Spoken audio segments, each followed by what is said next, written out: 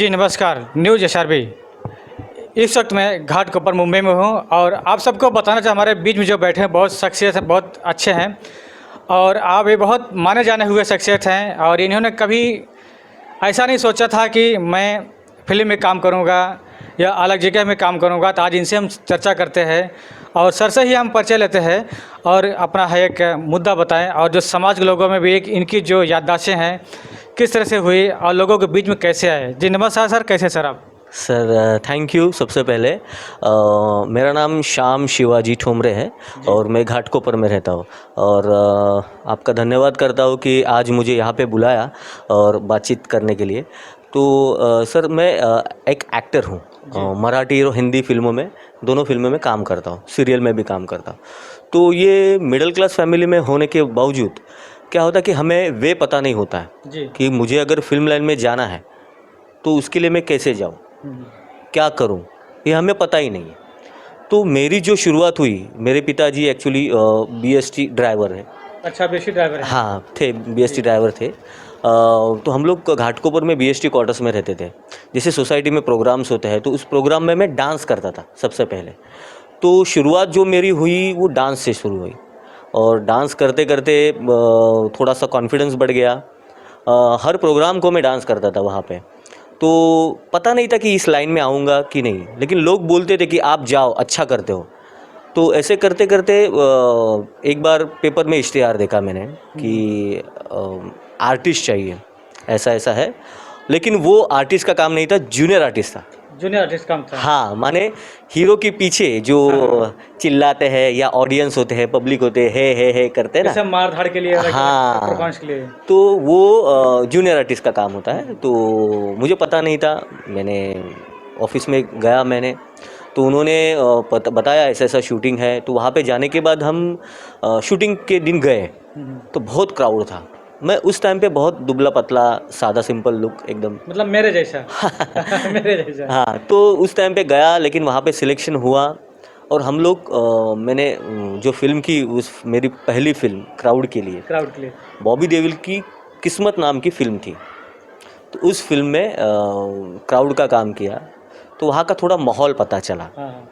लेकिन मैंने ये कहा कि मुझे क्राउड नहीं बनना है, मुझे एक्टर बनना है। इसके लिए मैं फिर से सर्च करता था कहाँ पे है, लेकिन मैं तभी 10th में था। उस टाइम में ऐसे हुआ कि है ना, और एक पेपर में इश्तिहार, उस टाइम पे ज़्यादा मोबाइल नहीं थे, मीडिया कुछ फास्ट नहीं थी, जैसे व्हाट्सअप, इंस्टा वगैरह ऐसे कुछ नहीं था। तो उस वक्त पेपर में इश्तिहार आते थे।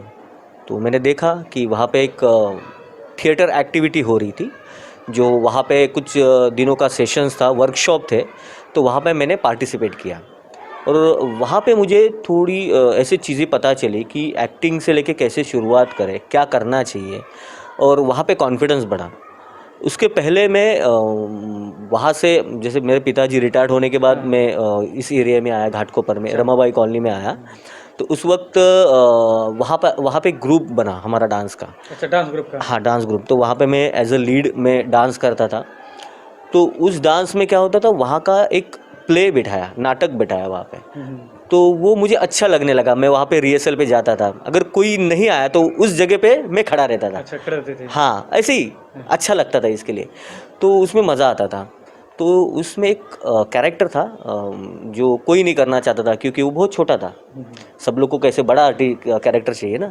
तो वो मैं सर को बोला, सर मैं करूँ क्या? तो बोले हाँ करो।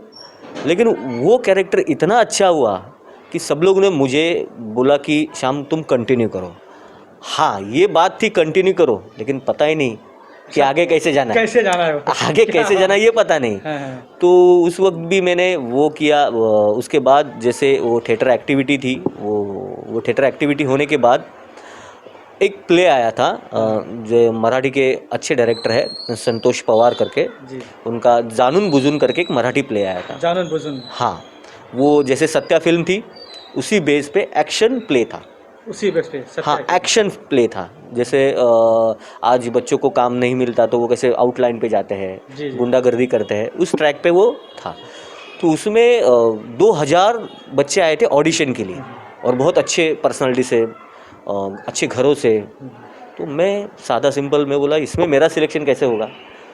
तो मैंने ट्राई किया मेरा बेस्ट, लेकिन जिस दिन ऑडिशन था उस ऑडिशन के वक्त कुछ मेरे से ऐसी एक्टिविटी हुई एक्ट करते वक्त, अच्छा, तो उसके वजह से उनके नज़र में मैं आया। मतलब आपको डर लगते आपने एकदम। हाँ, देखो क्या होता है, कोई कोई चीज़ सच में भगवान आपको देता है, वो अंदर से देता है। जी, वो खुद हम उसको एंटरटेन करते हैं ना, तो वो अंदर से बाहर निकल आती है। तो वैसा मेरा हुआ, और जी। उस टाइम पे उस प्ले में मैंने काम किया, उसके बहुत सारे शोज़ किए मैंने, और उसी बेस पे मैंने कॉलेज में एडमिशन मिला मुझे विक्रोली में। विकास नाइट कॉलेज करता था मैं उस टाइम पे, मैं जॉब करके कॉलेज करता था। और क्योंकि क्या खुद की पढ़ाई खुद के बेस पे करना है, ऐसा सारी बहुत सारे चीज़ें, मतलब कठिनाइयाँ खड़ी हो जाती हाँ के लिए। वो थी। हमारी बड़ी फैमिली है, मेरे बड़े 4 भाई है मेरे, बहन, ऐसे सब था। तो कॉलेज में जॉब करके कर रहा था। मेरा एडमिशन हुआ ये भी एक्टिंग के बेस पे। तो एक्टिंग के बेस पे। हाँ, तो क्या वहाँ पे हुआ, मतलब जो आपको फीस वगैरह लगती थी, कुछ नॉर्मल फीस वगैरह हाँ थी? वही मैं बताता हूँ। एक्चुअली क्या हुआ हाँ, कि हम जैसे अदर एक्टिविटीज़ होती है, मेरा एडमिशन एक्चुअली लेट हुआ थोड़ा सा। मैं दूसरे अच्छे कॉलेज के लिए ट्राई कर रहा था, लेकिन मेरा परसेंटेज इतना अच्छा नहीं था, इसके लिए वो थोड़ा सा लेट हुआ। उस वक्त मैंने कॉलेज में जाके बात की, तो वहाँ पे मुझे पता चला एनसीसी एमसीसी ऐसे अदर एक्टिविटीज़ के लिए अपॉर्चुनिटी है। तो मैंने सोचा कि सर मैं एक्चुअली मेरे पास भी अदर एक्टिविटीज़ है, मैं एक्टिंग करता हूँ। जी, जी। तो जो हमारे ट्रस्टी थे वो बोले तो एक काम करो, आप एक्टिंग करते हो तो आपके प्रोडक्शन हाउस से लेटर लेके आओ कि ये मैं एक्टिंग कर रहा हूँ, तो मुझे हेल्प की ज़रूरत है एडमिशन के लिए। एडमिशन के लिए। हाँ, अच्छा। तो मैंने जैसे लेके आए तो मुझे नॉर्मल एडमिशन बेस पे, नो डोनेशन, नो डोनेशन। हाँ उस बेस पे मुझे एडमिशन मिला कॉलेज में। लेकिन उन्होंने भी एक मुझे कहा कि अगर इस कॉलेज में एडमिशन लोगे तो आपको हर प्ले में काम करना है। क्या बात है, क्या बात और है। मुझे यही मतलब चाहिए आपको था, मिल गया। एक्चुअली मुझे यही चाहिए था यही कि चाहिए था। हाँ, कि मुझे कॉलेज करते करते एक्टिंग कंटिन्यू रखनी थी और प्ले में काम करना था। तो मुझे कॉलेज के ग्रुप के प्ले में काम करने के लिए उन्होंने बताया। लेकिन वहाँ पे भी पहला कॉलेज, पता नहीं कहाँ पे अप्रोच करना है, तो वहाँ पे हमारे एक सर थे, वो मुझे बुलाते थे कि आप आओ ज्वाइनिंग करो। वहाँ पे एक्चुअली एक्टिंग का कोर्स भी था उस तो कॉलेज आपको में। ऐसा कुछ डर लगता नहीं था कि मतलब नहीं, डर तो लगता था, लेकिन मुझे दिमाग में था कि मुझे कुछ तो अचीव करना है। अचीव करके हाँ, मेरे दिमाग में था कि मुझे पता नहीं था कि मेरा वे क्या है, मुझे जाना कैसे कुछ कभी नहीं पता था। क्योंकि क्या होता है देखो, अगर कोई एक्टर है तो वो अपने बच्चे को प्रॉपर गाइडेंस कर सकता है। हमारे रिलेशन में या हमारे पहचान में कोई गाइडेंस नहीं था, कोई एक्टर नहीं है, क्या करना है कहाँ जाना है पता नहीं। सिर्फ मुझे ऐसा लगता कि यार मैं वहाँ पे जा सकता हूँ और मुझे करना है, तो मैं भगवान पे छोड़ता था और मैं जो मेरे सामने आए मैं उसको बेस्ट देता था। बेस्ट चले गए। हाँ, क्या मैं बात वहाँ है। पे बेस्ट देता था। मुझे पता था कि यार ये मैं 100% करूँगा तो मैं आगे बढ़ जाऊँगा। तो उस टाइम पे ऐसे हुआ कि ना वो सर वहाँ पे एक्टिंग का कोर्स था एक साल का। 1 साल का। तो मुझे सर बार बार बुलाते थे कि तू एडमिशन कर, कोर्स में पार्टिसिपेट हो। तो मैं बोला सर उसकी फ़ीस मुझे नहीं पॉसिबल होगी, क्योंकि ऑलरेडी मैं जॉब करके कॉलेज कर रहा था और इसकी फ़ीस और दे दूँ तो मुझे पॉसिबल नहीं हो रहा था। तो सर ने मुझे एक बार बुलाया कि बोले कि कल सैटरडे और संडे क्लासेस रहेगा, तो तुम्हें आना है। बोले सर सॉरी, बोला मैंने फाइनेंशियली प्रॉब्लम है ऐसा है। तो सर बोले मैंने तुझे फ़ीस के बारे में पूछा है? क्या बात है। हाँ, वो बोले मैंने फ़ीस के बारे में नहीं पूछा है, सिर्फ तुम्हारा मास्टर में नाम नहीं आएगा, मैं बोल दूंगा लेट एडमिशन। तो ये ऐसे लोग मुझे भगवान के हिसाब से मतलब मिले। आपको इतना सहारा हर चीज़ मिलती है क्या? फिर हाँ, आप जो मतलब मेरे, आपके कला पे, आपके मतलब भरोसे के ऊपर में हाँ है। ये जो हमारे सर थे उनका नाम है भालचंद्र कुबल। उन्होंने मुझे बहुत सपोर्ट किया। और उसी कॉलेज मैं कॉलेज करते करते वहाँ पे ड्रामा का कोर्स भी मैंने सीखा। उसी कॉलेज के अंदर में। हाँ, तो सीखा और बाद में वहाँ से सारे प्लेस करने चालू किए, तो वहाँ पे हमें अवार्ड मिले। जो हमारा कॉलेज बी ग्रेड था वो ए ग्रेड उस टाइम पे हुआ। यानी मतलब आप धीरे धीरे मतलब चढ़ते चले गए कदम हाँ, कदम स्टेप पे। बाय स्टेप बाय ऐसे चल रहा था। लेकिन तभी भी फाइनेंशियल कंडीशन अच्छी नहीं थी, इनकम कुछ नहीं था, आना कुछ नहीं था, सिर्फ जाना था। तभी ऐसे हुआ कि ना मैंने प्ले करते करते भी है ना मेरी जो शुरुआत क्राउड से ही हुई। जो मराठी सीरियल की वो भी उसमें भी क्राउड का ही कैरेक्टर किया, ऐसा है। तो सर अभी जैसे कि मान लीजिए अभी आप यहाँ तक तो पहुँच गए आपने, अभी आप सीरियल पहुँच गए, तो अभी सबसे आपको सीरियल में कौन सा आपको जॉब मिला सीरियल फर्स्ट में? हिंदी में मिला, मराठी में मिला, तो और किस सर में मिला? एक्चुअली जैसे मराठी सीरियल में कर रहा था वादळ वाट, उसके बाद एक फिल्म थी, संजय नार्वेकर थे, उनकी फिल्म थी, तो उसमें छोटा सा कैरेक्टर था। तो कैरेक्टर हम करते थे जब भी हमें पासिंग में देते थे, तो उस टाइम हम लोग क्या करते थे कि जब भी ये 26 जुलाई का ये हुआ ना, हाँ ब्लड यानी वाटर फ्लोड हुआ था, हाँ, वाटर हाँ हाँ, उस टाइम की बात है ये। तो उस टाइम पे जितना टाइम हम स्क्रीन में दिख रहे हैं ना, उसमें कुछ ना कुछ एक्टिविटीज़ करते थे। तो आपने कुछ न कुछ करते रहे इस पे? हाँ, मैंने कैरेक्टर को लेके, तो वो डायरेक्टर के ध्यान में आया, अरे ये अच्छा आर्टिस्ट है, ये कुछ ना कुछ रियल कर रहा है। तो हमें एक लाइन मिली, तो एक लाइन मैंने अच्छी की, वो दूसरी लाइन मिली, ऐसे करते वो कैरेक्टर मिले। उसके बाद मैंने कि जैसे भरत जाधव के साथ फिल्म की एज अ सेकेंड लीड करके, एक कुतुब तीन मीनार करके नाम है उसका। तो उसमें भरत दादा के साथ जो भरत जाधव करके मराठी के बहुत बड़े सुपरस्टार है, उन्होंने भी बहुत अच्छा गाइडेंस दिया, उनके साथ फिल्म की। और फिर बाद में सिद्धार्थ जाधव के साथ फिल्म की।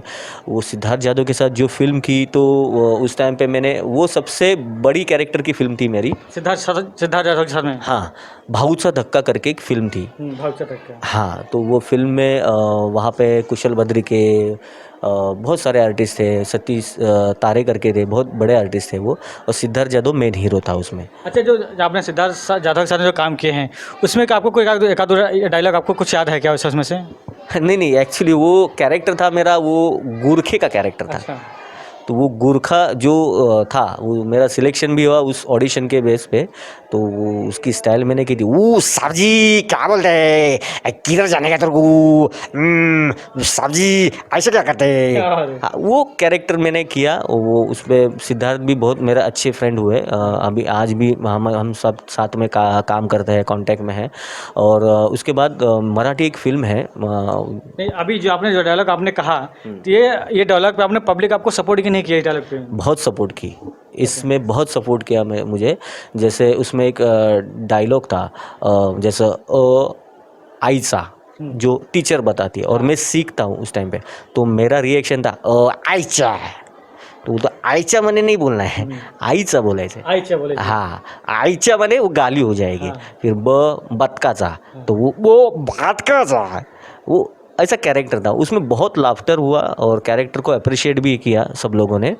और उस टाइम पे उसी से क्या होता है, देखो ये फिल्म लाइन में आपको काम से काम मिलता है, पहचान और सारे सपोर्ट तो होते हैं, लेकिन जब तक आप अच्छा काम नहीं करते तो आपको आगे रेफरेंस नहीं मिलता है। इसके लिए तो मेरा काम अच्छा था, तो लोग सजेस्ट करते थे उस फिल्म में, तो यहाँ पे कैरेक्टर है, यहाँ पे ऑडिशन दे। और फिर काम अच्छा रहने के बाद आदमी भी अच्छा रहेगा, क्योंकि क्या होता है, आप इंसान अच्छा रहना ज़रूरी है आपको। तो अभी सर देखिए, आपने दो लोगों के साथ में काम कर चुके हैं आप लोगों ने, तो अभी सर जैसे कि आपने आप इसमें जो है हिंदी सीरियल में काम कर रहे हैं, इसमें आपको क्या उसका नाम है सीरियल का? जैसे हिंदी सीरियल मैंने की, उस हिंदी सीरियल मैंने तारक मेहता अभी जस्ट भी किया है, और तारक मेहता में मैं कैरेक्टर करते रहता हूँ अलग अलग। उसके पहले एक पुलिस इंस्पेक्टर का किया था, और अभी जो मैंने कैरेक्टर, इंस्पेक्टर में आपका क्या नाम था उसमें? सुभाष करके एक नाम था। और अच्छा, जब तारक मेहता आप करते थे तो आपका जो वहाँ पे जो रोल दिया सुभाष है? हाँ, और अभी जो मैंने कैरेक्टर तारक मेहता ही में किया है, और ट्रैफिक हवलदार का किया था। अच्छा। और बहुत कैरेक्टर को अप्रिशिएट किया, क्योंकि उसमें मैसेज भी था। हाँ, तो वो देखा, और बागा के साथ मेरा वो कैरेक्टर था, और वहाँ पे सेट पे भी सब लोगों ने अप्रिशिएट किया, क्योंकि मैं थिएटर से हूँ, तो मुझे ये आदत थी कि ज़्यादातर वन टेक सीन करना है। हाँ, तो वन टेक किया तो क्या होता है, उन लोगों को भी सपोर्ट होता है, जल्दी काम खत्म होता है, और अपना भी इंप्रेशन अच्छा होता है, माने ये अच्छा आर्टिस्ट है, वह फटाफट काम कर लेता है। नहीं तो बहुत सारे लोगों का रीटेक हुआ।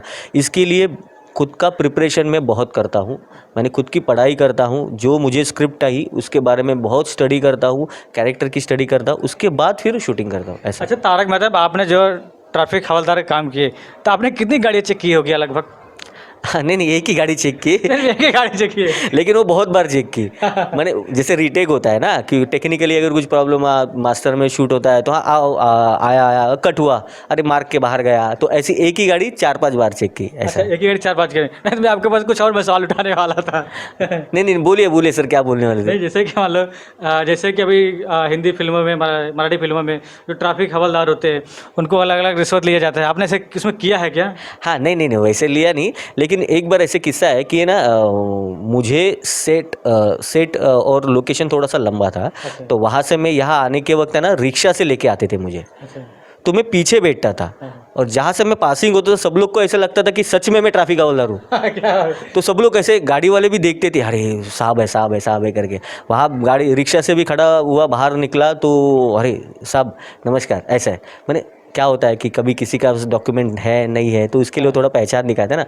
वैसे मेरे साथ बहुत सारे किस्से हुए हैं क्योंकि पुलिस के गेटअप में अच्छा लगता हूँ, मैं वैसे ही दिखता हूँ इसके लिए। और मैंने देखा भी आपका जो गेटअप है पुलिस का, कोई बोल नहीं सकता है कि आप पुलिस नहीं हो, वो गेटअप आपका बेस्ट दिखता है। हाँ, एक्चुअली ये भी कैसा है कि मैं एक कैरेक्टर के हिसाब से मैंने ये मूंछ बढ़ाई। इसके पहले मैं क्लीन शेव ही रहता था। एक सॉन्ग है हलद लागली करके, हाँ, हड़द लगी। मराठी सॉन्ग है और एक फिल्म का सॉन्ग है, वो नगर सेवक नाम की फिल्म है। उसमें उपेंद्र लिमे मेन हीरो है और मैं सेकंड हीरो हूँ। तो ये गाना बहुत फेमस हुआ, यानी हर हल्दी में अभी भी बजता है, 4-5 साल हो गए, लेकिन हर मराठी महाराष्ट्रन हल्दी में ये गाना बजता है। और उस गाने में मैं मेन हीरो हूँ। तो वो कैरेक्टर के लिए, वो एक्चुअली पॉलिटिशियन का कैरेक्टर था और शाखा प्रमुख था, तो थोड़ा सा रफ टफ और एक्शन था, तो उसके लिए मैंने ये मूंछ बढ़ाई। थोड़ा उसमें से एक सॉन्ग गा दीजिए अगर याद आता होगा तो। आ, हळद लागली हळद लागली हळद लागली हळद लागली। क्या बात है सर, आपने छोटा गाया है, बहुत अच्छा है। और मैंने कि आपका जो देखा है अलग अलग जगह पार्टों में, काफ़ी आपका अभिनय अच्छा है। और इसके बाद और भी क्या करने वाले हैं? एक्चुअली मेरा ऐसे हुआ कि मैं एक्टिंग तो करता ही था, लेकिन एक्टिंग के साथ थोड़ा सा मैंने डायरेक्शन में भी काम किया है। क्योंकि क्या होता है, एक्टिंग में सर्वाइव नहीं होता था, क्योंकि एक्टिंग का काम कैसे होता है कि ऑडिशन के बाद एक फ़िल्म की तो उसके बाद टाइम जाता था, फिर घर पे बैठ के क्या करूँगा। तो इसके लिए मैं टेक्निकल डिपार्टमेंट में भी मैंने काम किया है। जैसे उसमें डायरेक्शन में भी मैंने काम किया है, बहुत सारे फिल्मों में एज असिस्टेंट डायरेक्टर करके मैंने काम किया है। तो उससे मुझे ये अच्छा हुआ कि एज एन आर्टिस्ट करके मैं बाहर से एक्टिंग की दुनिया क्या है ये मुझे पता चला, टेक्निकली चीज़ें क्या होती है। और एज अ डायरेक्शन करके मैंने बहुत सारे प्रोजेक्ट किए। तो वहाँ पे क्या होता है, देखो सर, एक्टिंग, फिल्म एक्टिंग और सीरियल एक्टिंग ये टेक्निकल एक्टिंग है। थिएटर एक्टिंग ये आपको पूरा 3 घंटे का प्ले होता है, तो उसमें ना टेक्निक जो होती है ना वो मुझे पता चली। और बाद में जैसे मैंने प्रोडक्शन में भी काम किया था, जैसे ये मैनेजमेंट का काम होता है उसका भी नॉलेज है मुझे। मैंने छोटी छोटी चीज़ें हर डिपार्टमेंट में मैंने काम करके आज एक्टिंग पे कंटिन्यूटी हूँ, यानी जैसे कि अभी ये टाइम आपको कोई बड़ा रोल मिल जाए पुलिस करेक्टर में, मार धाड़ में, तो इसमें क्या आप कहना चाहते हो? तो मैं तो करूँगा, ज़रूर करूँगा। ऐसे कुछ नहीं कि पुलिस में ही मिले, तो अलग अलग कैरेक्टर में भी करना चाहूँगा। अभी जस्ट मैंने एक फ़िल्म की किस्सा बताता हूँ। मैंने एक मराठी फ़िल्म की थी जिसको जी गौरव लक्ष्यवेदी अवार्ड मिला था वो फिल्म को, और फिल्म का नाम है सोपान एक जिद्द। तो सर उस फिल्म में मैंने हैंडीकैप बच्चे का रोल किया था, लेकिन वो रोल जो किया था मैंने 3 एज ग्रुप में किया था। 3 एज ग्रुप? हाँ, मैंने फिल्म में चालू होता है तो उस टाइम पे मेरी एज है 70 ईयर? हाँ, 70 साल का बूढ़ा हूँ मैं। और उसके बाद फिल्म फ्लैशबैक होती है, तो उसमें मैंने जैसे कॉलेज का कैरेक्टर किया है, 18 साल का 19 साल का कैरेक्टर किया था, उसके बाद 40 साल का, ऐसे 3 अलग एज में मैंने वो फिल्म की थी। तो इसमें आप मुझे कौन कौन से रखे थे इसमें? क्योंकि आपके मुझे बहुत लंबे लंबे। नहीं नहीं, उस फिल्म में मैंने मूछ नहीं रखी थी, वो सब डुप्लीकेट कैरेक्टर की मूछ थी, मैंने जैसे नकली मूछ लगाते हैं वैसे, और गेटअप उन्होंने किया था। लेकिन सर उस फिल्म का एक बोलता हूँ मैं, जो फिल्म का बचपन का कैरेक्टर किया था ना वो सच ओरिजिनल बच्चे ने काम किया था। हर्षद करके कुर्ला का बंदा है, छोटा सा, अभी वो शायद बड़ा हो गया और अच्छा कैरम बोर्ड प्लेयर भी है वो। और वो वो बच्चे का कैसे था, वो पैर से सब चीज़ें करता था, माने क्रिकेट खेलना, leg turn, of turn, bowling डालना, और बाद में कंचे खेलते हैं तो वो पैर से खेलता था, उंगलियों से लिखना। तो वो फिल्म करते वक्त सर मुझे डिफ़िकल्ट हुआ क्योंकि उसको मेरे को कंटिन्यू करना था, उसी कैरेक्टर को बड़ा होने के बाद मैं कर रहा हूँ, तो उसके बहुत सारी चीज़ें मुझे कंटिन्यू रखनी थी। जैसे हाथ मैं कंटिन्यू पीछे बांधता था, जैसे क्योंकि वो बच्चे का कैरेक्टर का यहाँ से हाथ नहीं था, शोल्डर से, दोनों हाथ नहीं, दोनों हाथ नहीं थे। तो कभी कभार मुझे आगे हाथ रखना पड़ता था शर्ट्स में, फिर बाद में पीछे बांध के रखता था मैं। तो एक दो बार गिरने का सीन था तो मुझे चेस्ट को लगता था कभी कभार। तो फिर एक बार वो जो कैरेक्टर लिखता है, सिग्नेचर करता है, तो वो मेरा सीन था। तो सर उस वक्त मैंने बहुत प्रैक्टिस की वो बच्चे के पास से कि पेन कैसे पकड़ना है, पैर से, अंगूठे से, हाँ। और वो नाम लिखना था मुझे सोपान करके, सोपान लिखना था। हाँ, वो कैरेक्टर का नाम था, वो सिग्नेचर करता है कि जब भी वो एक्चुअली बच्चा, हैंडीकैप बच्चा अच्छा शिक्षित होता है और सर बनता है, प्रिंसिपल बनता है, हाँ, ऐसा वो स्टोरी था। तो उस टाइम पे मैंने मेरी जो पेन होती है वो वहाँ पे यहाँ पे रखी थी, तो मैं ऐसे मुंह से निकालता था और नीचे रखता था, नीचे फेंकता था और उंगली से पेन उठाता था, पैर की उंगली से पैर उठाते थे। हाँ, सब पैर से ही करना है। मेरे हाथ पीछे बंधे हुए थे और पैर से ही उठाता था और पैर से ही वो पेन पकड़ के वो लिखता था मैं सोपान करके। क्या बात है, मतलब बहुत डिफिकल्ट आपके लिए था। डिफ़िकल्ट था वो मुझे प्ले करते वक्त डिफ़िकल्ट लगा। और ओरिजिनल वो बच्चे को लेके वो कॉन्सेप्ट की थी, थोड़ा ड्रामेटिक भी किया था आगे, लेकिन उसको पकड़ के ही वो कॉन्सेप्ट लिखी गई थी और वो अच्छी हुई। इसके लिए वो उस फिल्म को जी गौरव लक्ष्यवती अवार्ड मिला था। और अचीवमेंट जैसे दूसरी देखने गए तो जी गौरव, आपकी जो फिल्म थी, ये फिल्म कितना लगभग पॉपुलर हुई थी मार्केट में? हाँ सर, देखो क्या होता है, यही थोड़ी सी प्रॉब्लम क्रिएट हुई कि वो फिल्म रिलीज़ नहीं हुई। रिलीज़ नहीं किए? हाँ, रिलीज़ नहीं हुई, लेकिन वो फिल्म कंपटीशन में गई और कंपटीशन में जाने के बाद वहाँ पे प्राइज़ मिली। लेकिन उन्होंने फिर प्रोड्यूसर उन्होंने वो यूट्यूब पे डाली थी, तो यूट्यूब पे थी वो फिल्म 10 साल के लिए थी, लेकिन अभी नहीं है वो फिल्म। तो वो बहुत अच्छी फिल्म है, वो जी पे भी लगती थी बीच बीच में फिल्मों। तो वो ऐसी फिल्में आनी चाहिए। और इस वजह से प्रॉब्लम क्या होता है कि हम लोग तो मेहनत करते हैं, आर्टिस्ट कलाकार मेहनत करता है, अगर वो प्रॉपर रिलीज़ नहीं होती ना तो उसको हमें न्याय नहीं मिलता, क्योंकि लोगों के पास हम पहुंचते नहीं। तो हम लोगों को पैसा पता कैसे चलेगा कि ये आर्टिस्ट अच्छा है, क्या है, या फिल्म अच्छी थी। तो जैसे वो अच्छी रिलीज़ होती थी तो मेरा भी नाम होता था उस फिल्म की वजह से। जाहिर सी बात है, रिलीज़ नहीं हुई, इसके लिए आपको भी काफ़ी दुख हुआ। हाँ, दुख हुआ और एक स्टेप में आगे बढ़ जाता था लाइफ में, एक अचीवमेंट और अच्छी मिलती थी मुझे। और जैसे सर एक मैंने फिल्म, हिंदी फिल्म की थी, वो पूरी फिल्म वन टेक है और उस फिल्म को गिनीज बुक और लिम्का बुक मिला है, माने अवार्ड मिला है। अरे जैसे लोग नहीं जानते कि वन टेक क्या है, तो वन टेक मतलब बताइए। हाँ, जैसे फिल्म आपको पता होगी कि फिल्म ये सीन के हिसाब से बनती है, माने एक सीन हुआ कट, एक सीन हुआ कट, ऐसे आगे पीछे कट कट करके फिल्म बनाते हैं और फिर बाद में एडिटिंग करते हैं।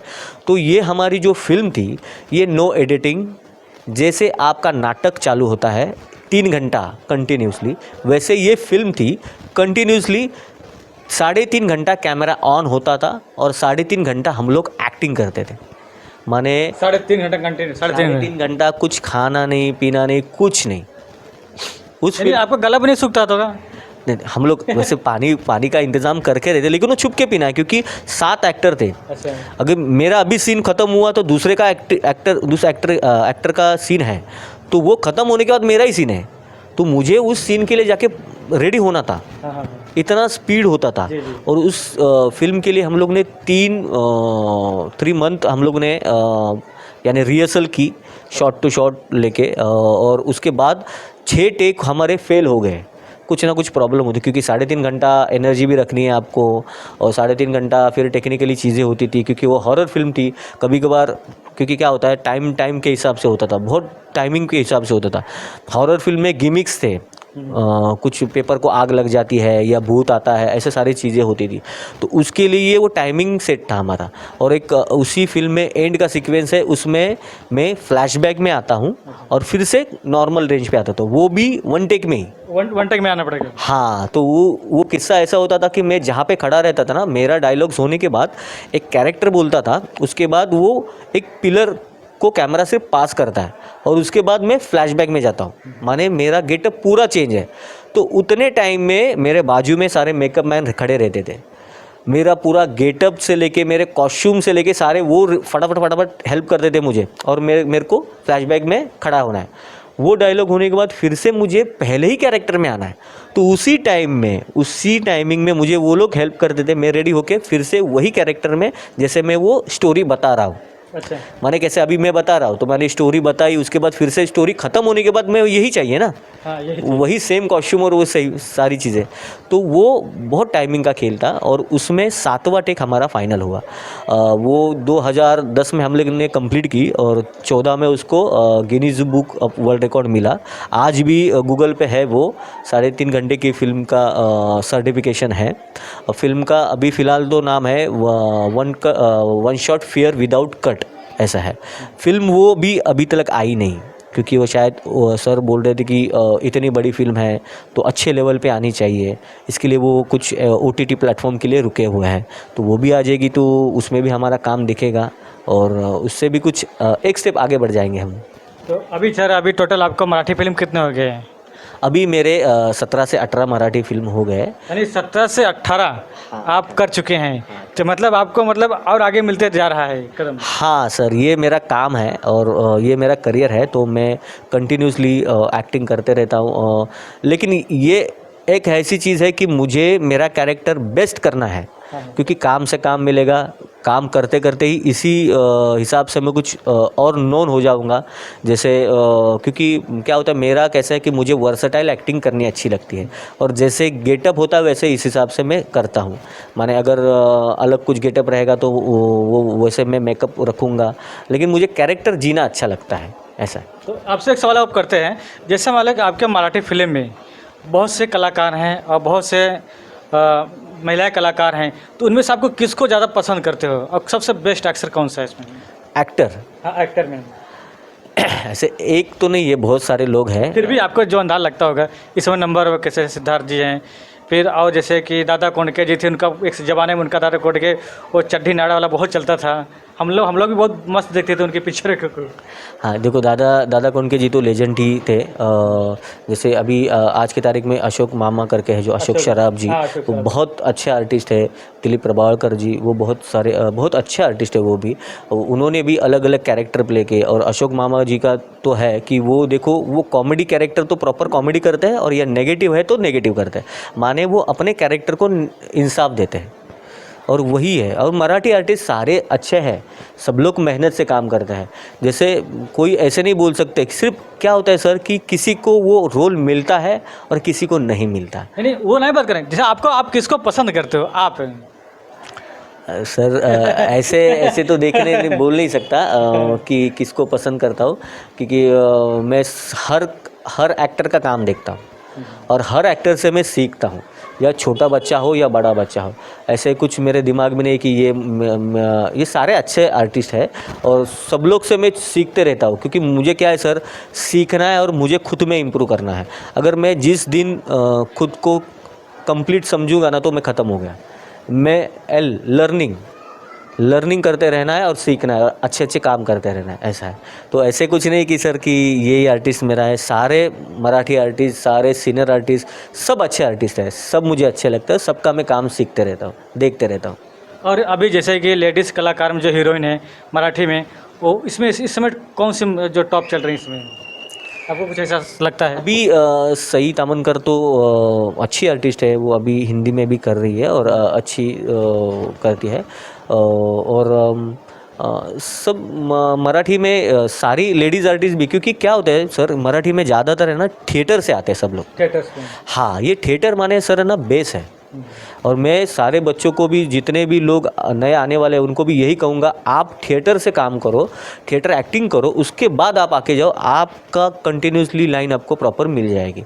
थिएटर से आप सच की एक्टिंग करते हो, इसके लिए तो सारे आर्टिस्ट, लेडीज़ आर्टिस्ट भी अच्छे हैं। और एक बात अगर हिंदी में देखने गए तो मुझे मैंने रियल एक्टिंग अच्छी लगती है, जैसे नवाजुद्दीन सिद्दीकी करते हैं, या फिर इरफान जी करते थे। मैंने एक्टिंग करते वक्त बिटवीन द लाइन होती है, मैंने काम करते वक्त जो चीज़ रियल लगे वो अच्छी होनी चाहिए, उस हिसाब से काम होना चाहिए ऐसा। अच्छा, हिंदी फिल्म में जो है खलनायक करेक्टर में किसका क्या अच्छा लगता था? आपने देखा होगा कभी? हाँ या जैसे कादर खान के नहीं हाँ, जैसे देखो अमरीश पुरी तो वो भी बहुत अच्छे आर्टिस्ट है, वो अमरीश पुरी ने भी बहुत अच्छे काम किए थे। और अनुपम खेर जी वो भी तो अच्छे यानी सीखे हुए आर्टिस्ट है, तो उन्होंने भी कॉमेडी कैरेक्टर प्रॉपर कॉमेडी के बेस पे किया, और नेगेटिव कैरेक्टर भी। परेश रावल भी वो भी बहुत अच्छे आर्टिस्ट है ऐसा है। तो अमरीश जी तो मुझे बहुत अच्छे लगते थे। और जैसे संजीव कुमार जी उन्होंने बहुत अच्छे लेवल पे काम किया था, और उनकी एक फ़िल्म है नया दिन नई रात, तो उस फिल्म में 9 कैरेक्टर उन्होंने प्ले किए हैं। तो मैं नए बच्चों को तो यही कहूँगा एक बार वो फिल्म देख लेना, क्योंकि उसमें 9 रस है, एक्टिंग के 9 रस होते हैं ना, तो वो 9 रस में उन्होंने काम किया है ऐसा है। और जैसा जॉनी लीवर जी हैं, उनको क्या कहना चाहते हो? अरे वो तो लेजेंड है लेजेंड है। नहीं वो उन्होंने कॉमेडी बताई लोगों को क्या है, अच्छा। उन्होंने, और कादर खान जी ने, कादर खान, हाँ कादर खान जी वो भी मैं उनको बहुत ये करता हूँ, क्योंकि वो लिखते भी अच्छे थे। और उन्होंने और जॉनी लीवर और गोविंदा जी, जैसे मैं एक बोलना चाहूँगा कि गोविंदा जी जैसा आर्टिस्ट कोई नहीं था, नहीं गोविंदा जी का मानते हैं। अभी भी नहीं होगा, क्योंकि वो है ना, उनके पास डांस जो स्टाइल है ना सर, और उनकी डांस के वजह से उनकी एक्टिंग भी इतनी नेचुरल है, जैसे डांस है वैसे उनका एक्टिंग है। वो डांस करते थे, ऐसे लगता नहीं था कि डांस लोग करते वक्त ना मुंह टेढ़ा मेढ़ा करते, लेकिन वो एंटरटेन करते थे, डांस को खुद एंटरटेन करते थे, और उनके फेस पे कंटिन्यूसली स्माइल होती थी, आप कभी भी देखिए। और उन्होंने भी जो कैरेक्टर प्ले किए हैं, उनकी बहुत सारी अच्छी फिल्में हैं, जो उन्होंने भी इतने अलग अलग तरीके से, जैसे उनका वो कैरेक्टर था क्या बोलो किधर जा ले क्या करे ले, वो ऐसा कैरेक्टर था वो उन्होंने। और कादर खान जी ने तो बहुत बढ़िया उनको सपोर्ट किया था, माने गोविंदा जी को, और अमिताभ बच्चन जी को भी। हाँ उनको अच्छा, आपने एक पिक्चर देखा था उनका, बड़े मियाँ छोटे मियाँ? हाँ देखा था। एक डायलॉग था छोटा सा है, आपको याद होगा तो। उसमें ऐसा बहुत ओ मियाँ जैसा कुछ था। नहीं उसमें गोविंदा जी का कैरेक्टर में था, तो ए बड़े अरे क्या कर रहा है, अरे बड़े, अरे छोटे कहाँ जा रहा है, तो वो जो कैरेक्टर उन्होंने पकड़ा था वो भी बहुत अच्छा। अरे ये देखो नाच रहा है, हाँ इसको हम नचाते हैं, ऐसा वो कैरेक्टर किया था। और उसमें परेश रावल जी ने भी इतना अच्छा कैरेक्टर किया था, जो ऐड बोलते थे। हाँ वो क्या उसमें था, वो अभी ध्यान में नहीं है मेरे, लेकिन जितनी प्रोडक्ट की ऐड थी ना, वो प्रोडक्ट की ऐड कैरेक्टर को लेके पकड़ते थे, क्लोजअप, स्माइल, वो बाद में निरमा, वॉशिंग पाउडर, निरमा, ऐसे अलग अलग कैरेक्टर से वो करते थे ऐसा है। तो सर अभी आप जो आपके दर्शक लोग हैं, उनको क्या खुशियाँ बधाइयाँ देना चाहते हो? दर्शक लोगों को तो खुशियाँ तो मैं उनको यही कहूँगा, जो आप काम करते हो अच्छी लगन से करो, और जो इस फिल्म लाइन में आना चाहते हैं उनको मैं गाइडेंस देना चाहता हूँ। जैसे अभी देखो मैं खुद एज एन एक्टिंग टीचर करके काम करता हूँ, ऐसा है, बहुत सारे इंस्टीट्यूट में भी करता हूँ और फ्रीलांसर भी करता हूँ, क्योंकि मुझे ये लगता है कि मेरे जो साल गए, अभी क्या होता है कि मुझे पता नहीं था कि आगे कैसे जाना है, तो उस वक्त मुझे कुछ ऐसे लोगों के साथ मैंने टाइम स्पेंड किया कि मैं आगे नहीं बढ़ पाया। तो आप सही लोगों के साथ, सही ग्रुप के साथ अगर रहोगे तो आप प्रॉपर जाओगे। इसके लिए आपको 2 चीज़ें हैं, एक तो सबसे पहली बात, जैसे डॉक्टर बनना है तो उसकी पढ़ाई है, डॉक्टर की पढ़ाई है, वैसे एक्टर बनना है तो एक्टर की पढ़ाई है। तो इसके लिए आप एक काम करो, एक तो सबसे पहले कुछ थिएटर एक्टिविटी करो, नाटक करो, या फिर किसी इंस्टीट्यूट, अच्छे इंस्टीट्यूट से एक्टिंग सीखो, और सीखने के बाद आप कैपेबल बनने के बाद फिर आप ऑडिशन के लिए ट्राई करो, और काम करते रहो, ऑडिशन देते रहो। कि ऐसे नहीं कि मैं अभी कंटिन्यू कर रहा हूँ तो मैं ऑडिशन नहीं दूंगा, ऑडिशन देते रहेंगे तो आपको लोग पहचानते रहेंगे, और उसी से काम मिलेगा। इसके लिए सर ये राइट वे है, नहीं तो बहुत हमारे फिल्म लाइन में ये चीज़ भी है कि ना बहुत सारे लोग फंसाते हैं मैंने अगर कोई नया बंदा होगा तो आपको मैं कार्ड बना के दूंगा, तो ये सारी मैंने उसमें फंसाता है कि फिल्म कार्ड से कुछ काम नहीं मिलता। हाँ, कार्ड से ये होता है कि आपकी एक आइडेंटिटी होती है, आप एक एक्टर हो करके। सिर्फ स्टूडियो में के अंदर जाते वक्त आपको वो सिक्योरिटी गार्ड पूछते हैं आप क्या कर रहे हो, किस लिए, तो बता सकते हो कि मैं ये एक्टर हूँ। या कहाँ पे पैसे डूब गए तो आप यूनियन से पैसे निकाल सकते हो। लेकिन कार्ड में ना लोगों को पता नहीं था ना, वो बहुत सारे लोग हैं ना उनसे ज़्यादा पैसे ले लेते हैं कार्ड बनाने का 50,000 10,000 ऐसा। लेकिन उस कार्ड का कभी कभार वैल्यू नहीं होता। 2-3 जो यूनियन है जो लीगल है उसी के कार्ड सिर्फ चलते हैं। जैसे मराठी में चित्रपट महामंडल का यूनियन है, फिर बाद में वेस्टर्न विम्पा का यूनियन है। ऐसे कुछ यूनियंस है जो लीगल है, उसी के थ्रू आपको सपोर्ट भी मिलता है और वो जेन्युइन है। दूसरी बात, फ़ोटो सेशन के नाम पे भी लोग फंसाते हैं आपको कि आप फ़ोटो सेशन कर लो तो 40,000 50,000 खर्चा करो। लेकिन वो बच्चे में टैलेंट ही नहीं है तो उसका फ़ोटो सेशन करके क्या करेंगे? कोई मतलब नहीं। सबसे पहले उसको स्टेबल होने दो, उसको टैलेंटेड बनने दो, उसको सीखने दो, उसके बाद फ़ोटो सेशन करो, फिर बाद में ऑडिशन देना ही है ऐसा। तो मैं तो ये जितने भी ये इस फिल्म लाइन में आने वाले बच्चे हैं या जो लोग हैं उनको यही कहूँगा कि हर एक चीज़ की स्टडी होती है, वैसे एक्टिंग की भी स्टडी है ना। आप जॉब करते हो तो जॉब के पहले आप स्टडी करके फिर इंटरव्यू देने के लिए जाते हो ना, सेम थिंग इसमें भी है। तो इसमें भी क्या इसकी स्टडी है, आप कैपेबल बनो, ऑडिशन दो। ये ऑडिशन माने आपका इंटरव्यू है, जैसे जॉब मिलता है ना वैसे ये ऑडिशन माने आपका इंटरव्यू है। ऑडिशन अच्छा रहेगा तो आपको काम अच्छा मिलेगा, और काम से ही काम मिलेगा, पहचान से काम 1 या 2 मिलते हैं। इसके लिए आपको खुद एक्टिंग सीखना ज़रूरी है और सीखते रहो। जैसे कि सर आपके दर्शक लोग हैं, उन्हें आप क्या कहना चाहते हैं? मैं दर्शकों को ये कहना चाहता हूँ कि आज मैंने मराठी में हिंदी में पकड़ के 30 फिल्में की हैं और बहुत सारे सीरियल्स किए हैं। जैसे तारक मेहता सीरियल करता रहता हूँ मैं, सोनी टीवी पे है वो। और स्वामी समर्थ नाम की जो सीरियल है जो कलर्स पे आती है वो करते रहता हूँ। और उसके बाद अभी लक्ष्मी निवास करके जी पे सीरियल चालू है, मराठी सीरियल चल रही है। तो ये जो चल रही है सीरियल के सर कैसे है कि हम तो काम करते रहते हैं लेकिन दर्शकों आपका मुझे सपोर्ट चाहिए। हमारे चैनल पे आके देखिए, जो मेरे सीरियल है उसमें कमेंट कीजिए, मुझे मेरा काम कैसे लग रहा है उसके बारे में मुझे बताइए और गाइडेंस दीजिए। क्या होता है कि आपके वजह से हम लोग एक्टर लोग हैं और आगे बढ़ते रहते हैं और हमारा काम अच्छा करते रहते हैं। तो मेरा यही कहना है कि मेरा FB पे फेसबुक पे श्याम ठोमरे करके नाम है, और इंस्टा पे भी श्याम ठोमरे करके है ऑफिशियल पेज करके। तो वहाँ पे मैं जितने भी काम करते रहता हूँ, जितनी भी एड्स फिल्म्स या सीरियल्स फिल्म, तो उसकी एपिसोड या पोस्ट डालते रहता। तो प्लीज़ उसके ऊपर भी लाइक कीजिए और कमेंट कीजिए। और मैं धन्यवाद करता हूँ SRB न्यूज़ का कि जिन्होंने मुझे यहाँ पे बुलाया और आपसे रूबरू होने के लिए टाइम दे दिया। और जो मेरे मन में था कि जैसे एक मिडिल क्लास फैमिली से लेके आज मैं इस लाइन में हूँ, क्योंकि बहुत सारे लोग होते हैं कि जो मिडिल क्लास फैमिली से आते तो है इस लाइन में लेकिन फिर डाइवर्ट होके छोड़ देते हैं, क्योंकि इसमें सर्वाइव करने के लिए आपको फाइनेंशियली कंडीशन भी बहुत आती है। तो वो सब दिक्कतें छोड़ के मैं आगे बढ़ते रहा हूँ। तो आपका प्यार मुझे चाहिए और आपका प्यार रहेगा तो मैं और आगे बढ़ूँगा। अभी तो एक्टर हूँ, कल सुपरस्टार हो जाऊँगा। Thank you sir, thank you जी धन्यवाद जी। न्यूज़ SRB में आपने बहुत समय दिया है, बहुत बहुत धन्यवाद है।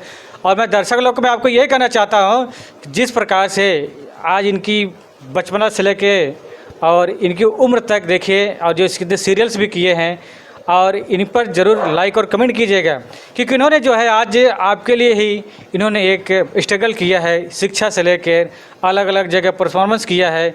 और इनको स्कूल में भी काफ़ी सहायक दल से मिला हुआ है, और उनके जो मास्टर वगैरह थे काफ़ी इनको मजबूती मिली है, और उन्होंने मराठी एक्टर के साथ में भी काफ़ी कार्य किया है। तो मुझे लगता है सर को ज़रूर लाइक और सपोर्ट कीजिएगा और हमारे न्यूज़ SRB चैनल को सपोर्ट कीजिएगा। और आपको यही बहुत बहुत धन्यवाद देता हूँ। न्यूज़ SRB राम कुमार बिंद।